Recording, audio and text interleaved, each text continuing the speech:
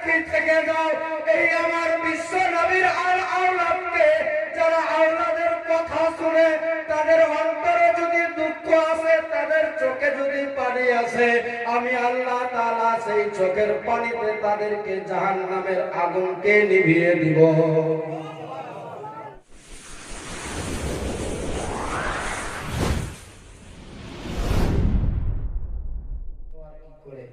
এমনিতেই গত 2-3 দিন ধরে ভুকা পিয়াসা ক্লান্ত হয়ে পড়েছে, ঘুম নাই চোখে, খাওয়া নাই, পেটে দানা নাই, পানি নাই, এমনি ক্লান্ত হয়ে গিয়েছে।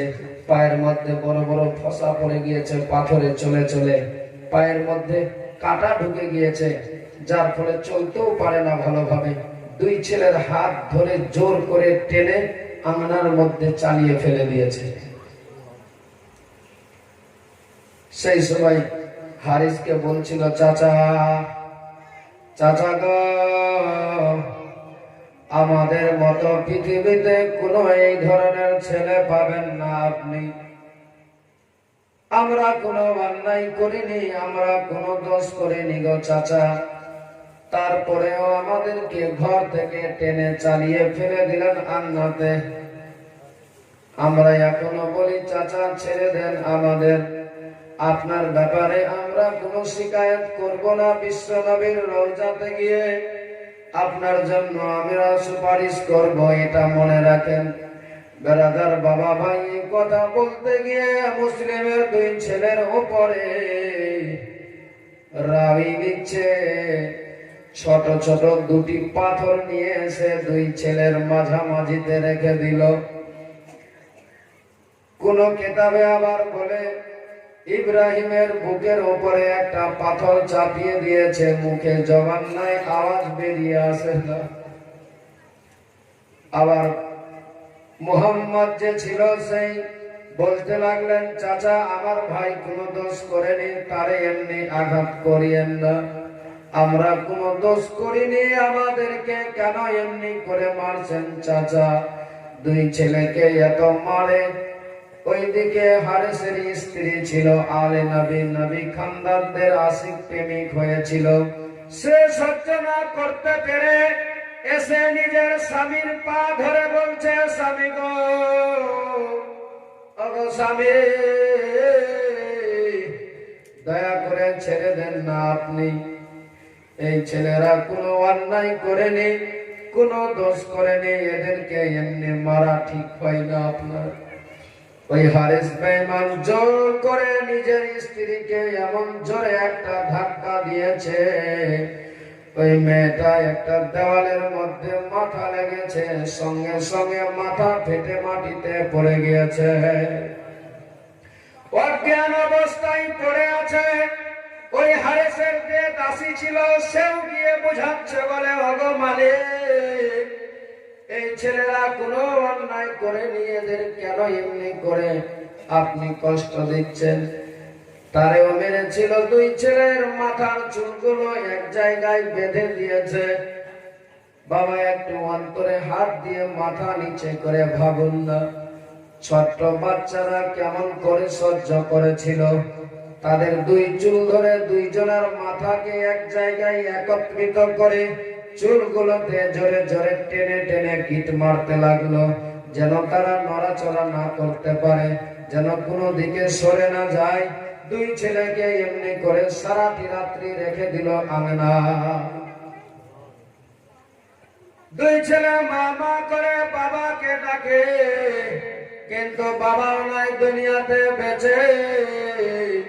ইমাম মুসলিম চিরতরে দুনিয়া ছেড়ে বিদায় নিয়ে চলে গিয়েছে। মায়ের আদর যত্ন কারে বলে তাও নাই জানা, কারণ মাকে তো চোখে দেখতে পেল না, মায়ের আদর যত্ন পেল না। ইমাম মুসলিমের কাছে বাবার কাছে থেকে তারা মানুষ হলো, কিন্তু আজকে তাদের বাবাও নাই, বাবাও দুনিয়া থেকে বিদায় হয়ে চলে গিয়েছে। কেউ নাই সেই রাত্রিতে 2 বাচ্চাকে সাহায্য করবে। ওই মুহূর্তে ইমাম মুসলিমের 2 ছেলেরা শুধু খোদার কাছে কান্না করছিল। সকাল না হতে হতেই ওই জাহান্নামী বেঈমান রাত্রি বেলায় শুয়ে আছে। এবার পরিকল্পনা করে যে আমি দিনের বেলায় যদি এই দুই ছেলেকে সঙ্গে করে নিয়ে যাই, তাহলে হয়তো আমার কাছ থেকে, আমার থেকেও বড় বড় বীর বাহাদুর আছে, আমার থেকেও বড় বড় যোদ্ধা আছে, আমার থেকেও শক্তিশালী অনেক লোক আছে। এই দুটি বাচ্চাকে দেখতে পেলে আমার কাছ থেকে ছিনে নিবে, আমি ইনাম পাবো না, ইনাম থেকে বঞ্চিত হয়ে যাব। এই মনে চিন্তা নিয়ে রাত্রে বেলায় আর ঘুমালো না।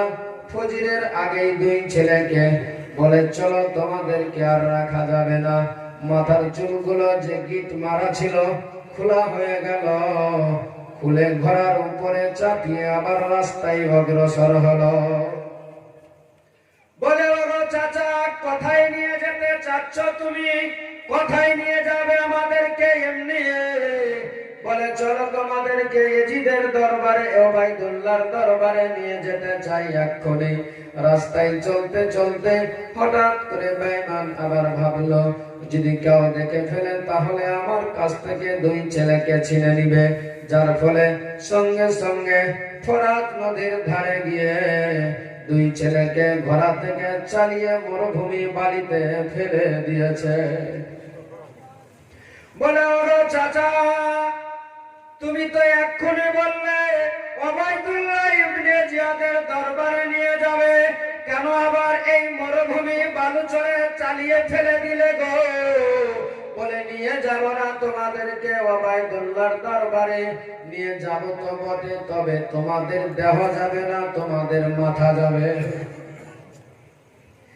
যেমনি এই ছোট্ট ছোট্ট বাচ্চাগুলো কথা শুনেছে, শোনার সঙ্গে সঙ্গে এই বাচ্চাগুলো বলতে লাগলো, ওগো চাচা, আমরা কোনো দোষ করি নাই, আমরা কোনো অন্যায় করিনি, তারপরেও কেন আমাদেরকে এই কারবালার এই ফোরাত নদীর ধারে এমনি করে জবাই করতে চাচ্ছ? মাথা মস্তককে কেটে নিয়ে কেন যেতে চাই গো? তোমার ইনামের দরকার আছে, অর্থের দরকার আছে, স্বর্ণ নিবে না মুদ্রা নিবে? নিয়ে যাও, চলো তাড়াতাড়ি করে ওবাইদুল্লাহর দরবারে। যা হবে ওইখানে আমাদেরকে সাজা দিবে। তবে তুমি আমাদেরকে এমনি করে কেন সাজা দিতে চাচ্ছ? চিরতরে আমাদেরকে বিদায় কেন করতে চাচ্ছ গো? আমরা তো কোনো অন্যায় করিনি, তোমার কাছে কোনো দোষ করিনি তোমাদের।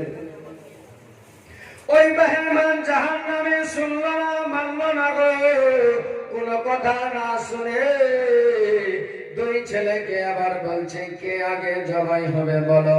বেরাদার বাবা ভাই, দুই ছেলে কাকতি মিনতি করেছিল, অনেক বুঝিয়েছিল, মানল না, শুনল না। শেষ পর্যন্ত দুইজনা নিচ্ছে এবার সিদ্ধান্ত। বলে, ভাই, এর অন্তরটা কালি কয়লা পাথর হয়ে গিয়েছে, সে কোনো ভালো মন্দ বুঝবে না, আজকে তার দয়া হবে না, তার অন্তরে দয়া নাই, মায়া নাই। আজকে যদি তার মায়া দয়া হতো তাহলে এই মরুভূমিতে বালুচরের মধ্যে ফেলে এইভাবে আমাদেরকে হত্যা করার কথা ভাবতো না। ওরে ভাই, আজকে আমাদেরকে ছাড়বে না। ভাই, তোমাকে একটা কথা বলি ভাই রে মোহাম্মদ, আমি ছোট, তুমি ছোট আছো, আমি বড় হয়ে গিয়েছি। তবে একটা কথা তুমি ভালো করে জানো, যে তোমার প্রতি কোনো অত্যাচার হবে আমি দেখে সহ্য করতে পারবো না। যার ফলে আমি বলতে চাই, ভাই রে, তুমি চোখ বন্ধ করো, তুমি থামো, আগে আমাকে জবাই হতে দাও। কারণ তোমার উপরে ছুরি চালাবে, তোমারে আঘাত করবে, তোমার ভাই ইব্রাহিম কেমন করে দেখে সহ্য করবে? আমি পারবো না ভাই রে। তার জন্য আমি বলতে চাই, আগে আমি দুনিয়া থেকে বিদায় নেব। ছোট ভাই বলে, মুহাম্মদ ইব্রাহিমের হাত ধরে বলে, দাদা, আপনি যা বলেছেন এমনি করে আর বলিবেন না আমারে, কারণ আপনি হলেন আমার বড়। আমি দুনিয়াতে বেঁচে থাকবো, আমারে পরে মারবে, আমি এটা সহ্য করতে পারবো না, আমার দ্বারা সহ্য করা যাবে না। তবে দাদা, একটা কথা বলি, আপনার আগে আমার যদি জীবনটা যায় তাহলে আমি বড় খুশি হব। আমার চোখের সামনে আপনারে কাটবে আমি দেখতে পারবো না, এই বলে সঙ্গে সঙ্গে ইব্রাহিম নিজের ভাই মোহাম্মদকে বুকে জড়িয়ে ধরে বলে, ভাই তুমিও চাচ্ছ না আগে আমাকে দিতে, আমিও চাই না তোমাকে আগে। কারণ এই জন্যই যে আমিও সহ্য করতে পারবো না রে ভাই, তুমিও পারবে না, তাহলে কি হবে? ওই জাহান্নামে বেঈমান সেই সময় বলেছিল, মুসলিমের ছেলেরা রে, আর তোদের কথা শোনা যাবে না, আর আমি সময়কে বরবাদ করতে চাই না। যদি বাস্তবে তোমরা এতই তোমাদের প্রেম ভালোবাসা থাকে এক অপরের প্রতি, তাহলে দুইজনে তোমরা রেডি হয়ে যাও। বেরাদার বাবা ভাই, আসমানের ফেরেশতারা সেই সময় আমার মহান আল্লাহর দরবারে বলেছিল, মাবুদ এই তোমার কেমন লীলা রয়ে আছে, এই কোন এমন মাজারা হয়ে গেল, এই মাসুম বাচ্চারা এরা কোনো অন্যায় করে নিল মাবুদ, এদেরকে এমনি এই মরুভূমিতে কেন নিরপরাধে তাদেরকে মারা হচ্ছে? আমার আল্লাহ তাআলা সেই সময় ফেরেশতাদেরকে বলে, ও আমার ফেরেশতারা রে, দেখো আজকে আমার আলে নবী খানদান কাকে বলে আজকে বুঝে নাও। আমার নবীর উম্মতিদেরকে শরীয়তের নিয়ম বোঝার জন্য, শরীয়তের যেন প্রতিটা মুহূর্তে চলে, শরীয়তকে যেন ভুলে না যায়, যার জন্য তারা জীবন দিতে প্রস্তুত হয়ে গিয়েছে। ও আমার ফেরেশতারা রে, তোমরা আজকে সাক্ষী থেকে যাও, এই আমার বিশ্ব নবীর আওলাদকে, যারা আওলাদের কথা শুনে তাদের অন্তরে যদি দুঃখ আসে, তাদের চোখে যদি পানি আসে, আমি আল্লাহ তাআলা সেই চোখের পানিতে তাদেরকে জাহান্নামের আগুনকে নিভিয়ে দিব। জোরে বলেন।